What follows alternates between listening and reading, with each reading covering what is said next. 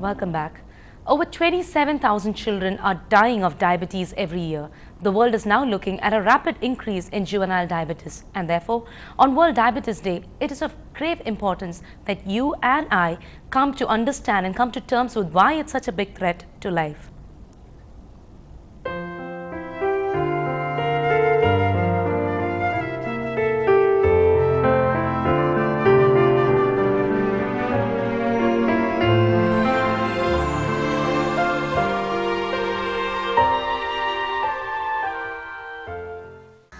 Children these days, like 2-year-old Sinthanai Selvan, aren't even old enough to understand what diabetes is before being affected by the disease. The parents now have the job of making his diet turn a new leaf. இப்போ doctor சொல்ற அட்வைஸை follow பண்ணுறோம். இப்போ இவனுக்கு வந்து கரெக்டாக diet கொடுக்க சொல்கிறாங்க, காய்கறிகள் இது மாதிரிலாம் கொடுக்க சொல்கிறாங்க. இவனை அதை வந்து கோஆப்ரேட் பண்ண சொல்கிறாங்க. கொஞ்சம் கொஞ்சமாக கொடுத்து இவனுக்கு எப்படி இருக்குது பார்க்க சொல்கிறாங்க. However, some say it is easier to change the diet of a very young child rather than trying to force an older one to stop eating all those types of food that kids now find it hard to resist. இப்போ இவனுக்கோசரம் நான் அந்த வேலையை விட்டு நின்றுட்டு இவனை பார்க்குறதுக்கோசரமே நின்றுட்டு வீட்டில் இருக்கேன். இப்போ நான் படுற கஷ்டம் என்னுடைய எதிராளி கூட அந்த கஷ்டம் வரக்கூடாதுன்ற ஒரு ஃபீல் நம்மளுக்குள்ளே ஏற்படுது. இப்போ இவனுக்கோசரமே தனியாக ஸ்வீட்ஸ் இல்லாமல் சாக்லேட்ஸ் இல்லாமல் தனியாக இவனுக்குன்னு ஒரு என்ன ஸ்நாக்ஸ் வாங்கிட்டு வந்து வைக்கிறது, அவனுக்கு தேவையான இது நம்ம கண்ட்ரோல் பண்ணி கொண்டு வரது ரொம்ப கஷ்டம். A recent study by the Indian Council for Medical Research says that nearly 10 lakh children are affected by diabetes in India. 70% of diabetic children are between the age group of 1 and 10. 30,000 rupees is the requirement for the medical expenses per year, with 70% of diabetic children unable to pay for their treatment, and 27,000 children die annually due to this disease. Primary prevention is the most important thing today.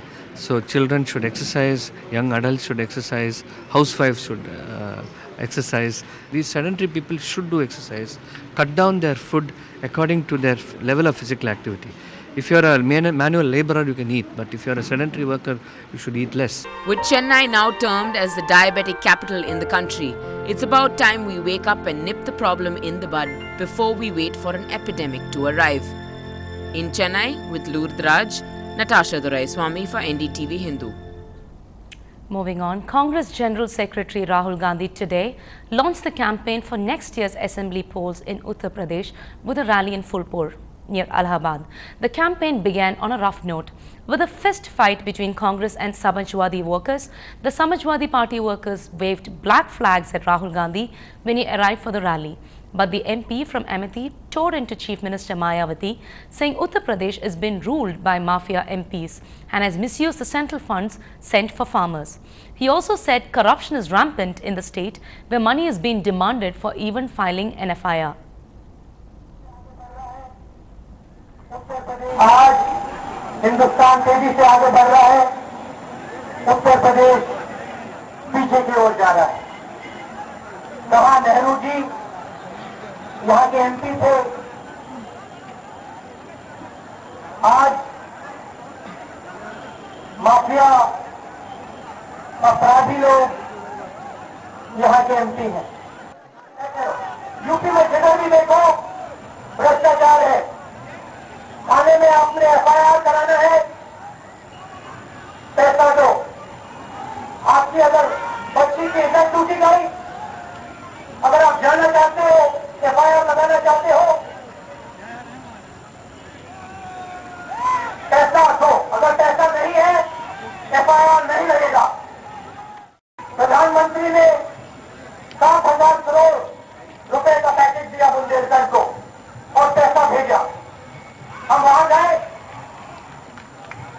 Package की बात की, मगर package का जो पैसा था सही नहीं दिखाई दिया। A crucial meeting of the Joint Parliamentary Committee probing the 2G spectrum scam in the capital, questioning the body that came up with the lost figures. The committee examined R.P. Singh, the former Director General of Audit, Vinod Rai. The CAG will be examined tomorrow. The two had serious differences over the lost figures that have been mired in controversy. And in what could be a major boost for the UPA, R.P. Singh, the former Director General Audit of the CAG, in his deposition before the Joint Parliamentary Committee probing the 2G scam, has stated that the loss caused to the Exchequer due to the 2G spectrum allocation cannot be quantified, as both the government and the telecom regulator, the TRAI, had decided against an auction.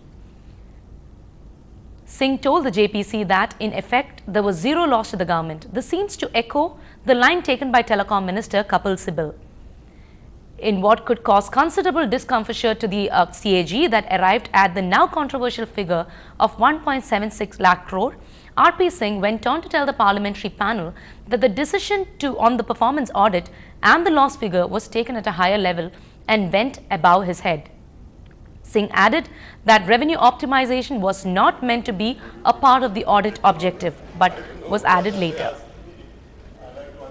But you are stuck to your position. Jammu and Kashmir Chief Minister Omar Abdullah met the Prime Minister and Home Minister P. Chidambaram this morning. Omar is here in the national capital, lobbying hard in a bid to resolve the contentious Armed Forces Special Powers Act issue. The Chief Minister met with Defence Minister A.K. Antony on Sunday to discuss lifting of Armed Forces Special Powers Act from certain areas in Jammu and Kashmir, something that the army has been strongly opposed to. Abdullah said he's trying to narrow differences and not playing politics with national security. The effort is to narrow the differences between what we would like to see happening and what the army is so far at least publicly stated as comfortable to let happen. I believe that there is ample opportunity to address both the concerns that the armed forces have while still allowing us to go ahead with the position that we have taken, which is in keeping with what the Cabinet Committee on Security recommended way back almost a year ago. I am not in the business of playing politics with national security.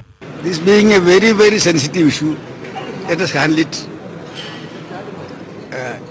in a very, very matured and cool manner. So I don't want to enter into a public controversy or public debate on this very sensitive issue. But yesterday, I had a very frank and very friendly discussion with the Chief Minister of Jammu and Kashmir. Discussion was very fruitful, but it is inconclusive. And the inflation menace continues as headline inflation exceeded 9% for the 11th straight month. Headline inflation rose marginally to 9.73% in October as against 9.72% in September. Finance Minister Pranab Mukherjee, speaking on the Eurozone debt crisis and rumblings of a possible second recession, has said the key difference between the last century and this one is the emerging economies and that they will ensure a doomsday scenario does not arise. Should not be drawn a parallel between the international financial crisis of early 30s of the last century and the present international financial crisis. We should remember a new actor has emerged in the global theatre, that is the emerging economy.